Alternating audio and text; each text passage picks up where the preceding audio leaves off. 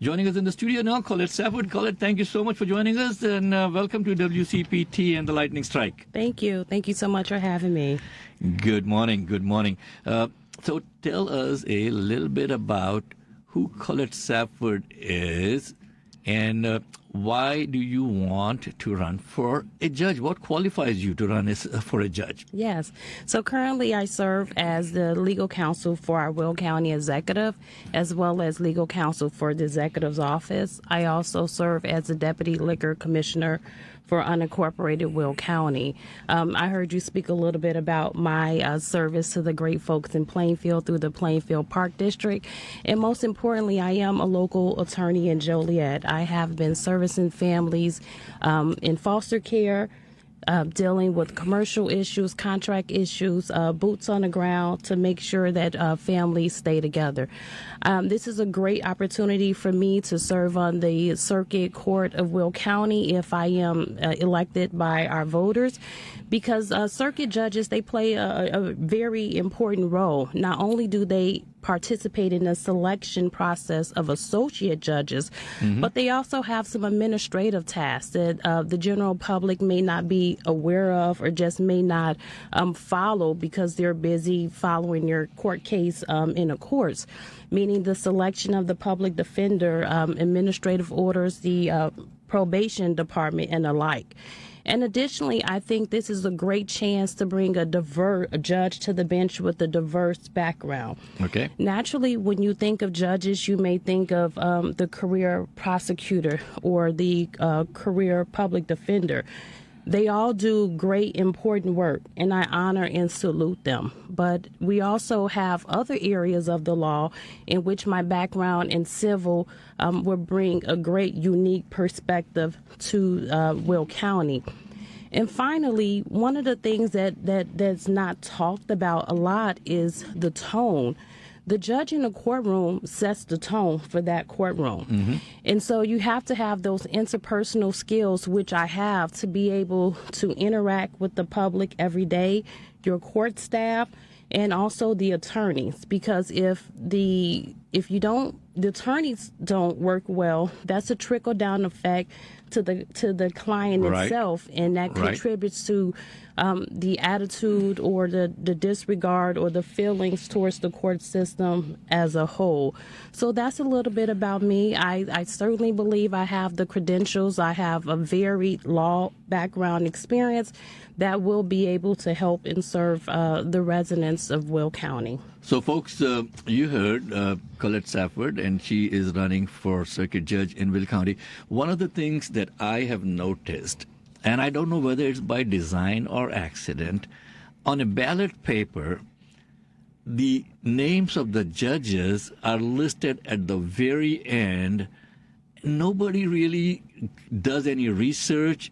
Judges are not sending out, thousands of flyers and putting up yard signs and all of these other legislative positions. They are blasting us with, who they are. Whereas I think it should be the other way around. I mean, judges are our first defense against anything that is happening which is against the Constitution and the law, right? So I think judges should be at the top of the ballot paper. What do you think?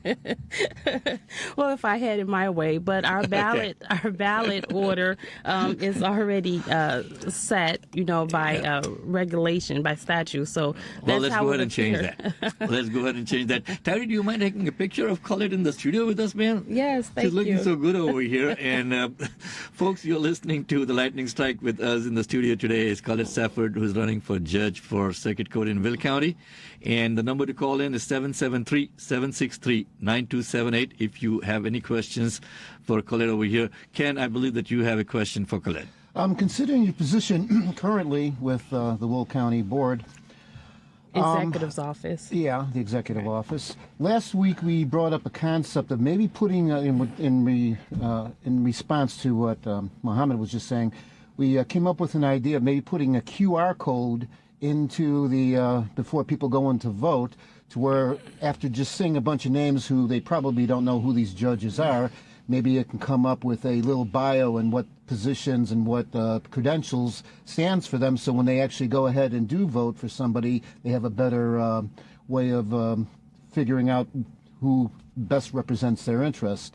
Do you see something like that might be a possibility? What I see is that the voters today, certainly we have a lot more engaged voters. With social media, I believe that people today want to know who they're voting for. And so I'm really proud that voters are really starting to become more engaged in researching the candidates to do so. In terms of me, I agree that, voters should know. And so that's why one of the reasons that I'm here today and I'm crisscrossing the county is being able to meet as many people as I can, because I believe it is my responsibility to tell the voters as to why I should be their selection. They shouldn't necessarily have to dig through that information. Certainly, I do believe in transparency. I put all of my things on my website, and I believe that today voters are very sophisticated. They want to do their research, and they want to dig into backgrounds to know who they're selecting. So, Colette, speaking of website now, what is your website? So my website is ColetteSaffordforJudge.com, and Colette is spelled Colette, and Safford is Safford. Okay, so ColetteSafford.com, folks. Remember that. ColetteSaffordforJudge.com. ColetteSaffordforJudge.com. Man, that's a long URL over there. What we will do is we will also put Colette's information on our website, which is tlschicago.com. For the Lightning Strike, you could go and look in the guests tab, and you'll see Colette's picture. You'll see a copy of the video of her appearance over here, and also her bio and a link to her website to make things easy for you folks. You're listening to the Lightning Strike. The number is 773-763-9278. I'm your host, Mohammed Faheem, with you every Sunday morning on WCPT, Chicago's progressive talk radio station, 8:20 a.m. And also it is on Facebook, facebook.com/WCPT820, and heartlandsignal.com for live shows that you can listen to on the radio anywhere in the world, folks. So, Colette, coming back now, yes. You're being heard across the country. What would you want to say to our good friend? I'm not going to go there. Okay. One thing that we were discussing before we got on the air is I was talking about a good friend of my daughter's. Her dad was recently killed in a motor vehicle accident. Someone ran into him, and he died on the spot. Very productive, person. The person who caused the accident has been in different encounters with the police for at least 3 to 4 times in the past, driving with a suspended license, driving without insurance, driving with open alcohol. Every time the police were letting him go.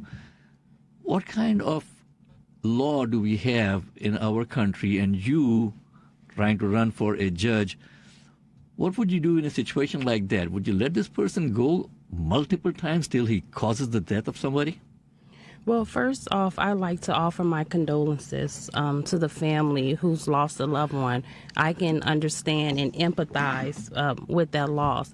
And out of respect for the family, I don't want to, I'm not going to talk specifically about their case, because it's certainly... In general, if you have somebody who has committed multiple infractions of the law, and then he ends up actually killing somebody, man, why wasn't he stopped in the beginning when he was running all of these, afoul of the law for all of these things?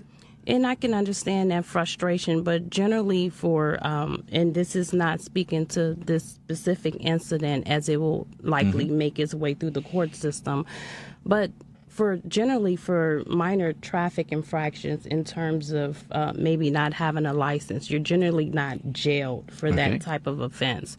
So certainly I can understand that frustration, because the family may believe if this person wasn't driving that this wouldn't have happened. But it's no guarantee that even having a license that this unfortunate accident would not have occurred. Right. So with the Safety Act, although this type of offense is that judges have discretion in terms of being able, if a person was detainable, but again, there are certain classes of offenses, and this class may not have prevented that unfortunate situation. That's a perfect pivot to the Safety Act. Folks, the no cash bail part of Safety Act is going into effect from tomorrow. We'll take a quick break, and we'll come back after the break and talk with Colette Safford, who's running for Will County Circuit Judge on that. We are listening to The Lightning Strike. I'm your host, Mohammed Faheem.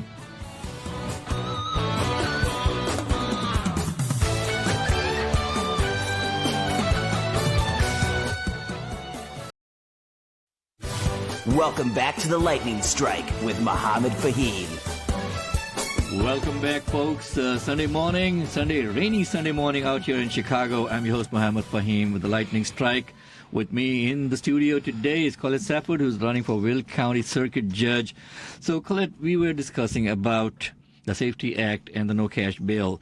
You want to talk a little bit about some other law issues that you think that we should know about? Sure. I think, as we just mentioned about the Safety Act, it's been a buzz because tomorrow it will be implemented across the state of Illinois. And so one of the things that people have been saying is that they believe that means that violent criminals will be able to run free at the stroke of midnight, and that's just not true. One of the great things about the Safety Act, it puts the discretion right there at the bench with the judges to be able to make a decision as to whether or not a particular person charged with the offense poses a risk to themselves or to victims or society as a whole. Okay. So basically the judges have the discretion now to make that decision. Let's say you make that decision and this guy ends up killing somebody down the road. How would you feel? Well, one of the things... I'm putting you in a tough spot over here, okay? Okay. Muhammad drives a hard bargain. It's I don't want to talk about how I will rule on a particular case, but as you know that people today, even before the law was implemented, that are out on bail, that is no guarantee that unfortunate things may not happen. However, we won't be able to have a crystal ball to know that at any particular time that unfortunate things won't happen in the future.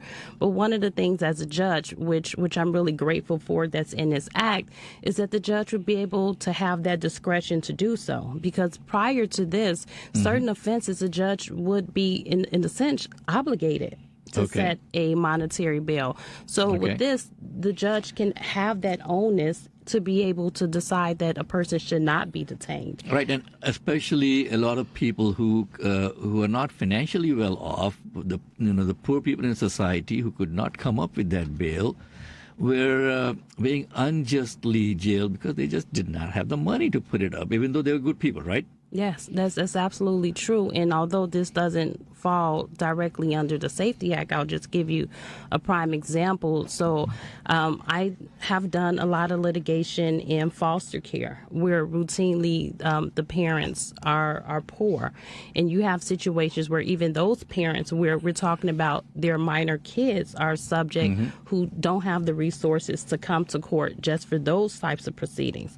So I agree that we should not be keeping people in jail simply because they can't afford. Now, I'm not talking about the people that are doing violent things, because we all have the right to be free of violence in our person, in our homes, our kids to be able to play safely on the street. So with the Safety Act, I'm really proud that the judges would have that discretion. And that's one of the reasons that I am running for circuit judges, because I do believe in safe neighborhoods. I believe that if our neighborhoods are safe, then our communities are stronger. We're more tolerant of each other. And so our businesses thrive. And so this is a great opportunity for me to be able to sit in that courtroom and be able to examine the cases and facts that come before me and be able to make that very important decision. Thank you so much for for running for public office. Folks, it's not easy to run for public office. I know. I mean, I tried to run, 2 times for public office, and every time it is a challenge. It is a challenge, going out, getting those petition signatures, and then raising money to run for that. And we have a caller on the air. We'll take the call in just a couple of seconds before we let Colette go over here. Again, you're listening to The Lightning Strike. I'm your host, Mohammed Faheem. The website for the show is TLS for The Lightning Strike, Chicago.com. And let's take the caller from 281 on the line first, Dylan. And if we could just have a quick call in for Colette. And go ahead, please. Zoya's got a comment on immigration, actually. Go ahead, you're on the air. Hi. Good morning. Good morning. How are you? Doing well. So you And have I'm calling from Texas. Oh, boy. So tell me about the immigration crisis here. Okay. Well, your governor from there is sending all the people back here to Chicago. So I shame on your know, governor. and over New there. York and Denver and California, and I am not a Greg Abbott fan. But to you're quote not? one of our Republicans, I am not. Okay. But And what was happening? Hang on one second. What was happening with Ken Paxton over there, man? Oh, What my a God, don't waste get me of- started what on a that. waste of taxpayer money. Colette, 2 weeks, these Don't- Republicans don't are fighting talk with to each me other, about that. dog eating dog, and then it comes out, no, nothing. All 16 counts. He's But Strange- he is facing strange federal that charges, fellow still. okay. But that was more interesting than any. I watched it live, Okay. the And it's Paxton so- trial. so It was more popular, right? interesting than any other series Okay. I've watched lately, fictional. Anyway, so I know you don't have much time to get back to the immigration, Go ahead. long-broken immigration system, which is a full-blown crisis now, as you've been saying. Michael Bloomberg actually wrote an op-ed in New York Times last week. Okay. It was really interesting. And did you know that, for starters, the current federal law, whether it's New York or Texas or Chicago, the current federal law prevents asylum seekers who have already been admitted from immediately working. And the process of receiving a work authorization can take a year or longer. So go figure. So if once you've been admitted into the U.S. and you're seeking asylum, just to get work authorization, I know you were talking about training them for work. Maybe they're already trained. And especially talking about New York City, they have a legal settlement, and I'm sure Chicago has something similar. The city, but according to the city law, they have to provide shelter to all homeless residents seeking it. Right. And in New York City, I'm not up on top of Chicago numbers. More than 100,000 asylum seekers since spring of last year, they've been housed. And you know what? According to the mayor's office, the cost to taxpayers, and they're housed everywhere in hotels and you name it. It's almost $400 a night. Per person. A night. Per family, per room, per accommodation, whatever.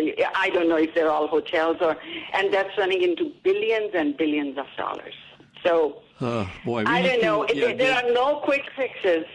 There are no quick fixes. I agree with you, but it needs to be addressed at the legislative level and then at the courts. And see, the system has to be compassionate, fair, just, practical, rational, humane. So that's a caller. Thank you for calling in. We'll continue the conversation next week. And with that, we have our Person of the Week segment coming up. Sheila White is calling in. She is our segment producer for the Person of the Week. Sheila, you are going to be on the air with me, I guess, today. And I believe our Person of the Week was Maurice Bly, and I don't have Maurice calling in. What's up? Okay, we're going to find out why Maurice is not calling in. It's a great subject today, Okay. Maurice.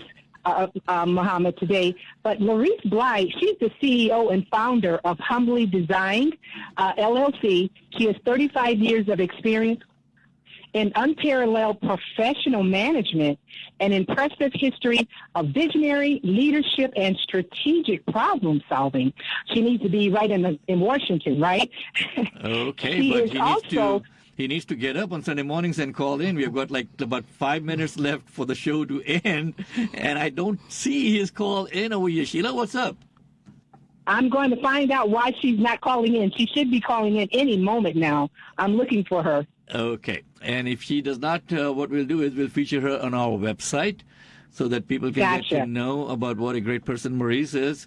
And we'll wait for you to connect with Maurice. I've got Colette Safford in the studio with me today. Colette is running for Will County Circuit Judge. Colette, thank you very much for joining us. I would like you to stay till we end the show in about 5 minutes so that we can continue to our discussion today. Absolutely. You'll get a little bit more time. We're going to go ahead and charge you more money for this, okay? Okay. Maurice is actually on the line now, Mohammed. I see that. So, Dylan, if you could please bring Maurice on. Maurice, thank you so much for joining us. We've got 5 minutes left to go, girl. What have you been doing Sunday morning? Well, good morning. I've just been ready for worship and just excited to talk to you. Okay. See, that's part of giving back to God is making sure that people get to hear about some great things that you're doing for His creation out here. Sheila, go ahead and take it with Maurice, please. Okay, Maurice Bly is the CEO and founder of Humbly Designed, which is an LLC. She has over 35 years of experience in unparalleled professional management and impressive history of visionary leadership and strategic problem solving. She is an innovative and versatile strategist, formulating marketing plans that improve and drive daily operations. She was born and raised in Gary, Indiana, and she has a master's degree in management from Indiana Wesleyan University. But her passion is people. Her goal is to provide other businesses with sound expertise and organizational operations management. And she develops strategic solutions to meet the needs of their businesses. Welcome, Maurice, to the show. Good morning. Thank you. Hey, Maurice, welcome to the show. I think you and I need to have a discussion, young lady, because I do have the Center for Strategic Solutions also, and we focus on workforce development and workforce strategies for employers. Sheila, we got 3 minutes with you and Maurice. Go ahead. Go ahead, Maurice. Tell us a little bit about what you're doing in the organization of Gary, Indiana. Right now, I am just helping. I have 9 clients right now, and I am just really helping them to strive and gain success in their organizations, provide daily operational solutions, organizational management, any consulting needs they may have. I will get with them with that. Marketing. I've helped with time management skills. I do leadership coaching, customer service training, just a plethora of things that drive the business, some of the foundation of business to help in this forever changing world we have. So continuing on with the daily functions of business, but actually looking at the heart of the foundation or businesses to help them gain success. Wonderful. Maurice, how do people get in touch with you? You can find me on Facebook, Humbly Designed LLC, or you can contact me directly at 219-765-1854. Okay, folks, and we'll have information about Maurice on the TLSchicago.com, the Lightning Strike Chicago website. So feel free to reach out, connect with her, get to see what you can do to make a difference in your community also. And if you have some topics that you would like us to address, you are very welcome to go to our website, TLSchicago.com.